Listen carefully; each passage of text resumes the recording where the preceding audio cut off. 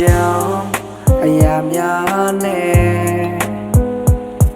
ဒီမို့တီတွေကြာမှအမတ်တရားချိုးကိုမျိုးသေးခဲ့ပေမဲ့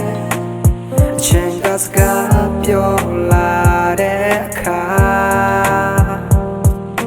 မို့ကြိုတန်တွေကြာမှငါဟာတရားထဲဖို့မေးကြညိုနေလို့你变了吧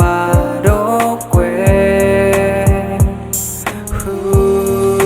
ဒီလိုလေမိုးစလေးပြတဲ့ရီမလေးမဲကြောင်တွေဖွင့်တွေချမိုးစလေးတွေငုံတန်ကြက